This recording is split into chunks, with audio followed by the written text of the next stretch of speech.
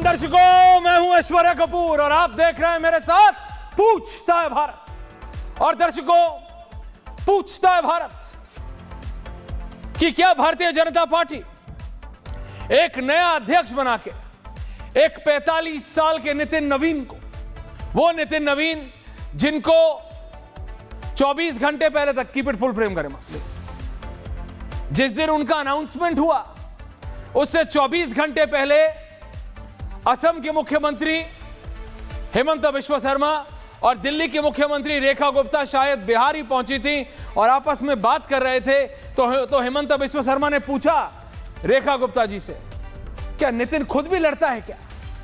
ये on camera है, कुछ सुनी सुनाई बात नहीं है। एक ऐसे कार्यकर्ता नेता को जो बिहार में काफी लंबे समय से मंत्री थे, अपना राष्ट्रीय अध्यक्ष बना दिया। अगर मैं फुल फ्रेम, थैंक यू, अपना राष्ट्रीय अध्यक्ष बना दिया, राष्ट्रीय अध्यक्ष भारतीय जनता पार्टी का। जब नितिन नवीन को कार्यकारी अध्यक्ष बनाया गया तो यह बात आई कि शायद अभी भारतीय जनता पार्टी में समन्वय नहीं हुआ है, शायद अभी बीजेपी में इस विषय को लेकर एकाग्रता नहीं आई है, मतलब देयर इज नो कंसेंसस। शायद 2-3 धड़े हैं, आरएसएस अलग चाह रहा है, पार्टी अलग चाह रही है, कुछ और लोग कुछ चाह रहे हैं। तो अभी नितिन नवीन को कॉम्प्रोमाइज कैंडिडेट के तौर पे कार्यकारी अध्यक्ष बना दिया है। लेकिन उसी समय हमने आपको बताया था कि खड़मास यानी 14 जनवरी के बाद ये राष्ट्रीय अध्यक्ष बनेंगे। देखिए, there is a stamp of Amit Shah on it and approval of the prime minister. यह सब शुरू हुआ था त्रिपुरा के मुख्यमंत्री से, बिप्लब देव। वो एक टेस्ट था। अमित शाह का ये प्रोसेस है, अगर वो किसी में काबिलियत देखते हैं तो ये नहीं देखेंगे पोजीशन क्या है, बोले इसको उठाओ और यहां रख दो। किसी केंद्रीय मंत्री के पीएस को किसी प्रदेश का मुख्यमंत्री, मुझे नहीं लगता 47 से लेके जब तक बिप्लब देव त्रिपुरा के मुख्यमंत्री नहीं बने थे तब तक हुआ। कितना सक्सेसफुल या नॉट सक्सेसफुल वो एक अलग बात है। हरियाणा में खेल मंत्री हैं गौरव, खेल मंत्री है वो अनिल जैन, जो भारतीय जनता पार्टी के पूर्व महासचिव थे, उनके पर्सनल सेक्रेटरी थे। गर्मा, I don't want this drop down, thank you very much. वो अब तक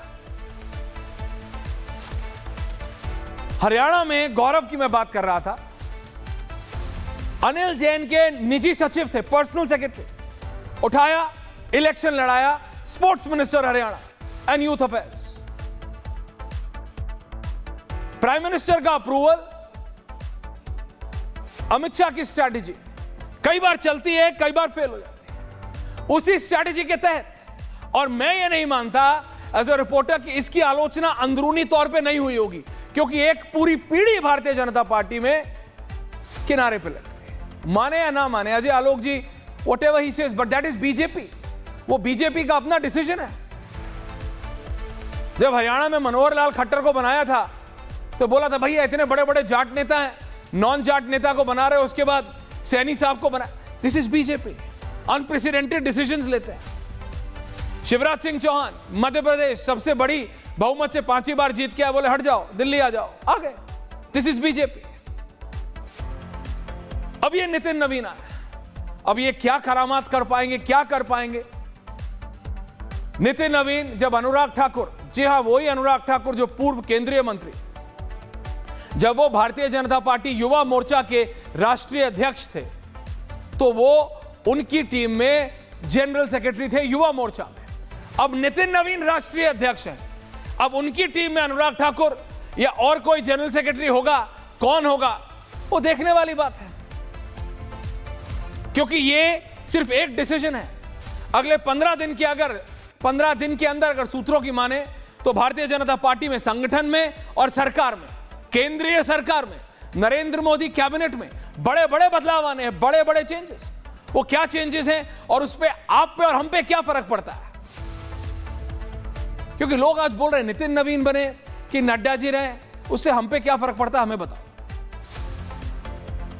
देखिए, बीजेपी अपने आप को तैयार करे अगले 30 साल के लिए। अजय आलोक जी बोल रहे हैं हमारी सोच अगले 30 साल की। समाजवादी पार्टी को ज्यादा सोचना नहीं पड़ता, सिर्फ यादव क्लैन का ही सोचना है, यानी मुलायम सिंह जी के परिवार का आदमी हो सकता है। भाटी जी जितने भी अच्छे प्रवक्ता हो, कभी भाटी जी समाजवादी पार्टी के राष्ट्रीय अध्यक्ष बन सकते नहीं बन सकते। ये बीजेपी दावा करती है। संजीव झा जी जो मर्जी कर ले, क्या अरविंद केजरीवाल की जगह कोई और पार्टी का नेशनल कन्वीनर हो सकता? आम आदमी पार्टी का नहीं हो सकता।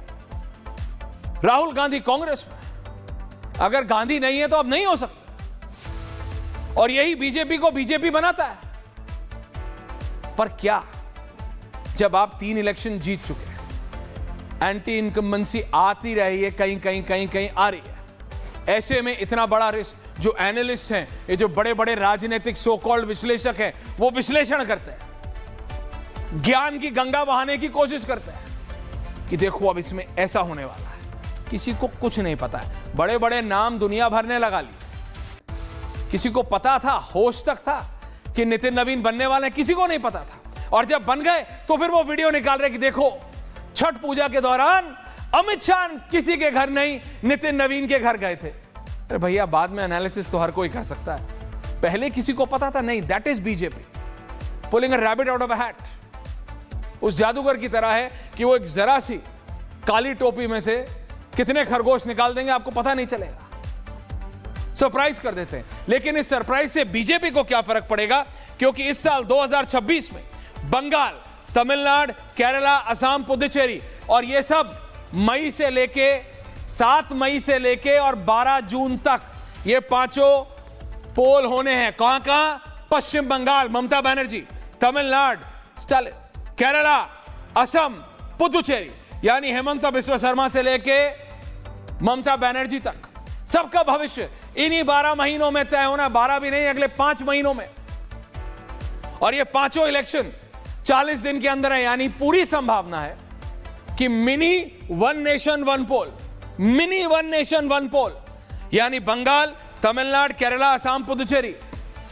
नितिन नवीन का पहला टेस्ट ही इतना बड़ा होने वाला है बीजेपी के लिए कि बंगाल से लेके तमिलनाडु और पुडुचेरी से लेके असम, ये सारे चुनाव एक साथ हो सकते हैं।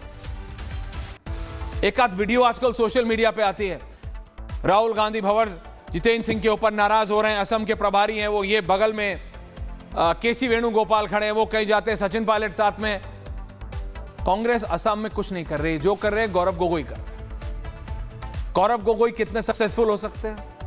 अब नई ऊर्जा आई है भारतीय जनता पार्टी में। अब नितिन नवीन कह रहे हैं हम पूरी स्ट्रैटेजी बदल देंगे। क्या बीजेपी पूरी स्ट्रैटेजी बदल सकती है?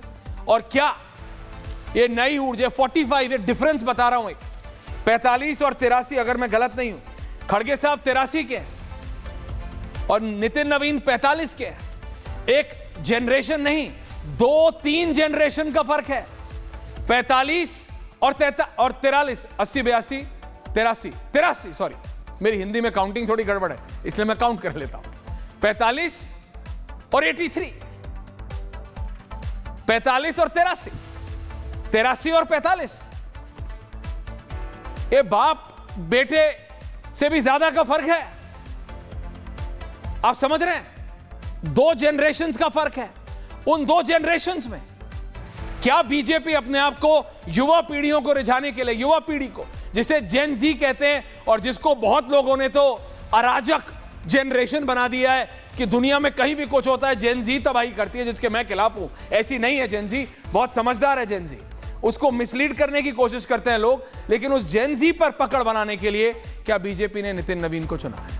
और वो क्या अखिलेश यादव, सचिन पायलट, गौरव गोगोई, अभिषेक बनर्जी, मैं ममता बनर्जी नहीं बोल रहा हूं, अभिषेक बनर्जी, तेजस्वी यादव, अखिलेश यादव, अरविंद केजरीवाल, इन सबको, और इन सबसे युवा है नितिन नवीन, इन सबको टक्कर दे सकते हैं। क्योंकि अभी भी नितिन नवीन हो या जगत प्रकाश नड्डा, ट्रंप कार्ड तो सेम है, नरेंद्र मोदी का ही ट्रंप कार्ड लिए नितिन नवीन चलेंगे और अमित शाह की ही स्ट्रैटेजी को आगे बढ़ाएंगे। इंप्लीमेंटर है।